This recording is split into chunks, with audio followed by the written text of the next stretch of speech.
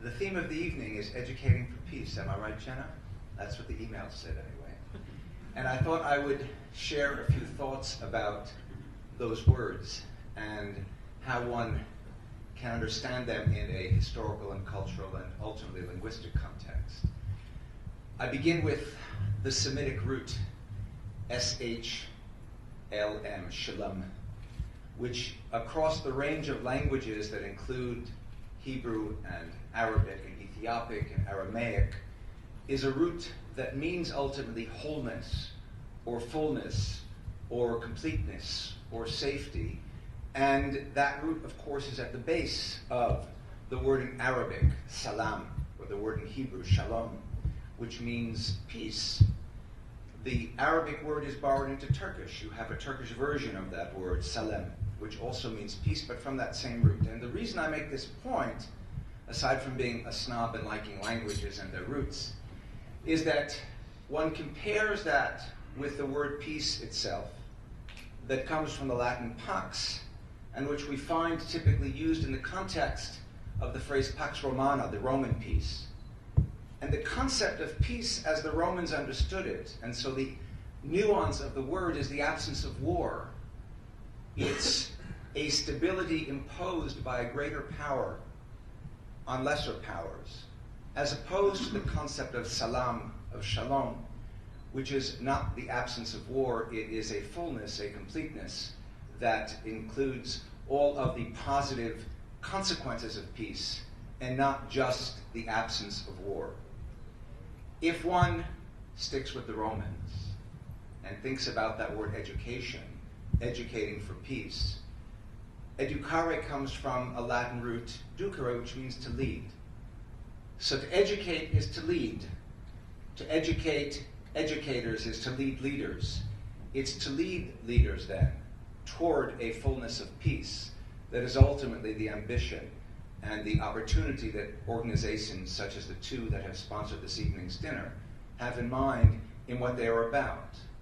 Education is something that, on the one hand, takes place in school. School, of course, once upon a time, as the word would indicate, was something reserved for the wealthy. It comes from a Latin word, scholia, that in turn comes from a Greek word, schole, and schole in Greek means pleasure. So school in Athens was reserved for those who had the leisure, because their daddies didn't need them in the marketplace to be working with them and could send them to school to study and think about things that they were privileged to study and think about. That was the world from which Plato came. It's the world from which his master Socrates came. It was a world in which Socrates and Plato evolved a system of education that was called dialogue, in fact. The notion of dialogue for them was the idea that if I'm seeking after truth, I can't trust myself with my subjective way of being to get there by myself. A safer route to truth is if I engage in a conversation and a discussion with one or more other individuals, because they'll point out the flaws in my thinking, just as I can point out the flaws in theirs. We can critique each other. We can together try to come to an understanding of what goodness is, what piety is, what justice is, what self-restraint is. And ultimately, Plato created an institution away from the streets, the deme, called the academe, the academy, in which individuals would be free in a kind of formal, informal setting to consider these kinds of issues and ideas. And he broke from the notion of school as something reserved only for the privileged few, because the ideal school that he developed that would lead to the ideal community that he hoped to develop, that which he sketched out in his work, The Republic, was one which had a place for everybody within it. So the notion of educating, of leading towards truth, leading towards justice, leading towards piety, leading towards peace, was something that everyone needed to engage and in which everyone needed to be engaged.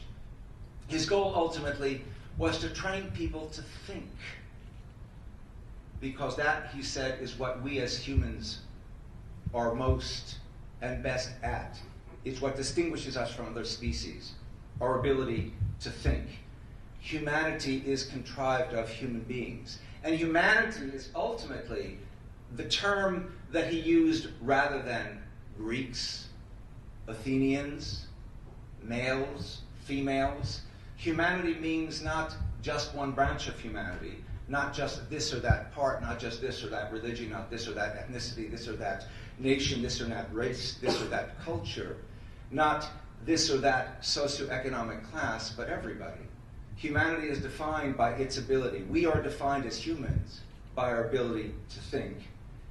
So to lead is to educate to think about the difference between peace and salam shalom, the nuances that distinguish absence of war from a fullness of life lived in more than just an absence of war.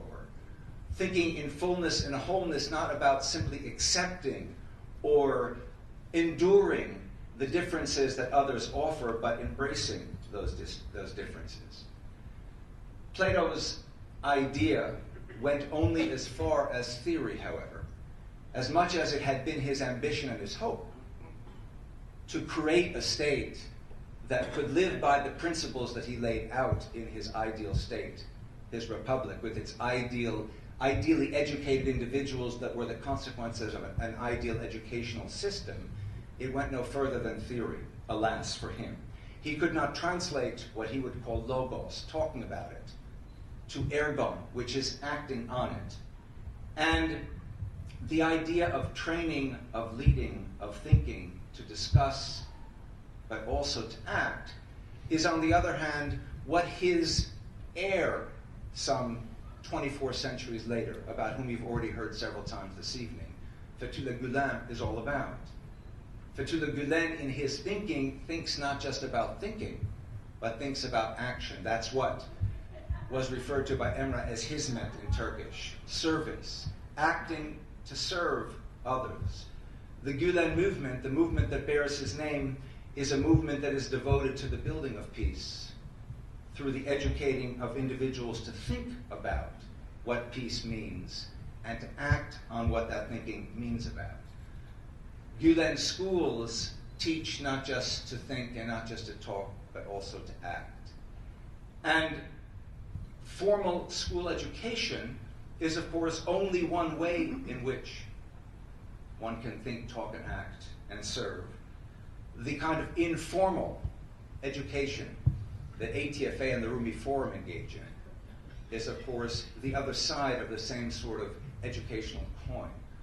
The Rumi Forum, as you also have heard, is named for a 13th century wizard, a mystic, a poet, who way in advance of his time repeatedly spoke about how in God's eyes, neither Jew nor Muslim nor Christian nor Zoroastrian nor pagan, all are roads to myself, none to be judged as better or worse than any other.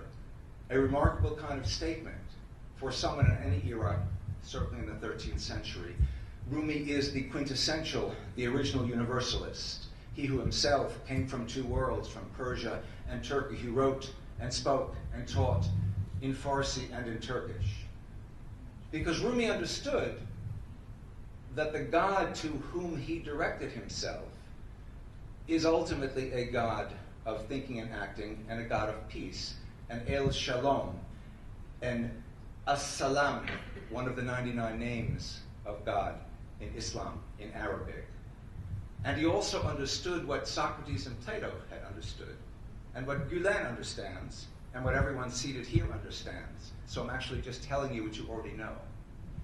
And that is, within and without God's image, we are humans most fully when we exercise the God-given soul that we find referenced in the Bible and referenced in the Quran, that includes within it the capacity to think, the idea of a mind that asks, that answers, that educates and seeks to be educated, and to act and to serve, ultimately with the goal of creating a better world, not just for ourselves, but more importantly, for our children, and their children, and their children, and their children, as many generations from now to then as there are between Socrates and ourselves today.